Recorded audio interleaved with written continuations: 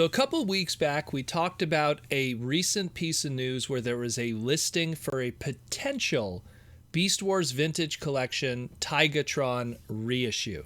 Now, nothing was confirmed. It was just a listing, and we didn't know much else about it, and that was that. We have yet to get any official statements from Hasbro on the continuation of the Walmart exclusive Beast Wars Vintage reissue line.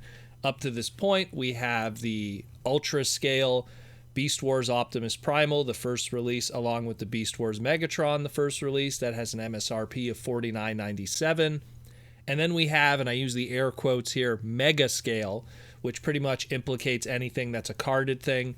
And they have the Deluxe Class Cheetor under that Mega Scale for that first release for $22.97, and the Basic Class Rat Trap that unfortunately is also uppriced to the Mega Scale of $22.97.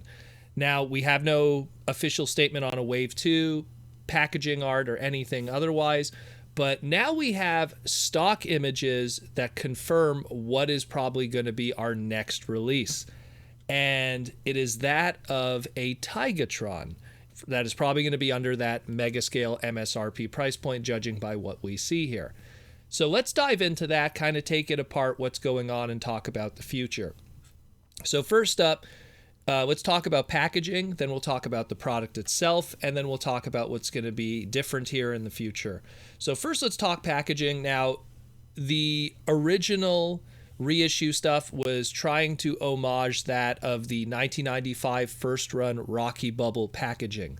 It made sense for Rat Trap, it made sense for Cheetor, a little less so for the Optimus Primal and the Megatron, but I'll let that slide because it's kind of similar. But with the carded bubble pack stuff, the deluxe class kind of similarity, it made sense for them.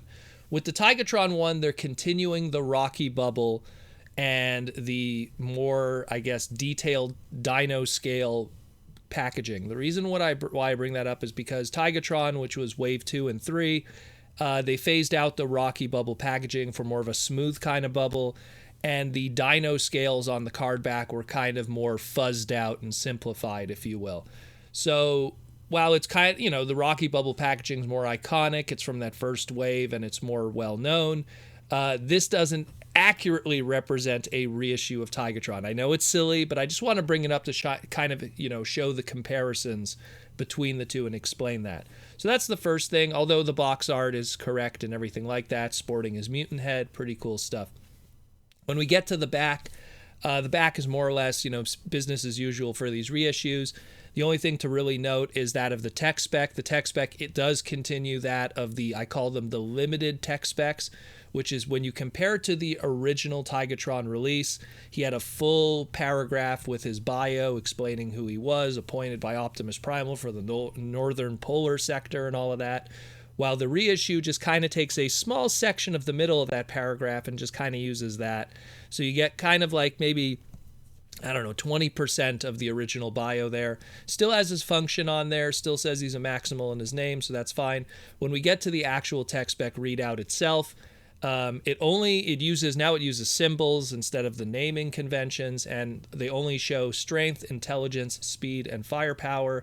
So absent from it from the original was his endurance, his rank, his courage, and his skill. It's a shame that courage is left out because courage was his 10 on this. So, but again, they want to have a consistency across all of them and not change what abilities they're showing and have to make new logos, I guess, or emblems for that. So there's that. That's for the packaging itself. Now the figure, this is where it's a big difference. Like the previous reissues that we've gotten thus far, there's been these little tweaks and changes between them. Sometimes it's paint taken away, sometimes it's paint added, sometimes it's just complete aesthetic changes altogether. And it's no different here with the Tigatron, but what they did instead, which is quite fascinating, and I assume that the stock images are correct, is that they took, instead of using the original 1996 release of Tigatron, which had a kind of a cream kind of color scheme, they went with the 1997 Japanese Takara release, which had a more show-accurate color scheme and even painted pupils in the eyes of the Tiger mode. So very interesting that they decided to go with that. I mean, again, from an accuracy standpoint of what came out here in the West, it doesn't make much sense, but it does give the fans a more show accurate reissue and a Japanese kind of release. My belief still to this day is I think Hasbro wanted to just put out product that's different than what is already out there in the secondary market from the original toy, so there is no confusion. It's kind of like what they did with those 10th anniversary Beast Wars reissues, where they're just different enough that you could tell the difference between the original 95, 96, 97 releases to that of the 10th anniversary ones. So they're kind of doing the same thing here.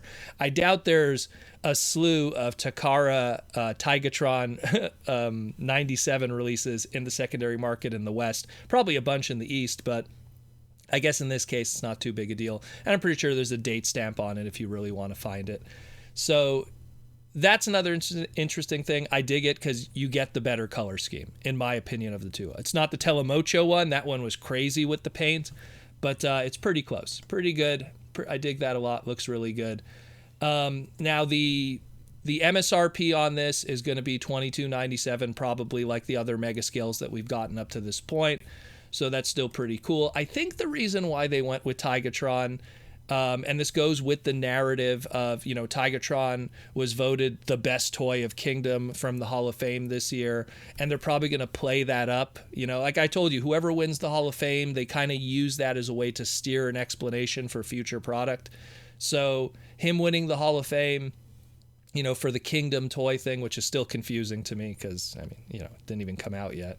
But, so it's something where they'll be like, well, he won the Kingdom Hall of Fame, so we're going to give you a reissue of the original toy. That's probably going to be the narrative that they'll sell us. But, sure, hey, Tigatron's a great toy. Even back in the day, he was a fantastic toy with that cream color scheme, really cool, vibrant blue.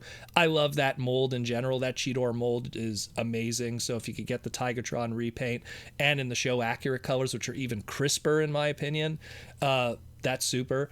And we still have other ones that were revealed to us because these come in cases of 6. So it's like a case assortment on its own, and it comes with 6 of them. So there was listings of other reissues that we're still supposed to get. Supposedly we're supposed to get Pterosaur, Tarantulas, Cyber Shark, and Canine. 2 of those are non-show characters, so I'm really curious what different color schemes they might do with that as opposed to what the base ones were.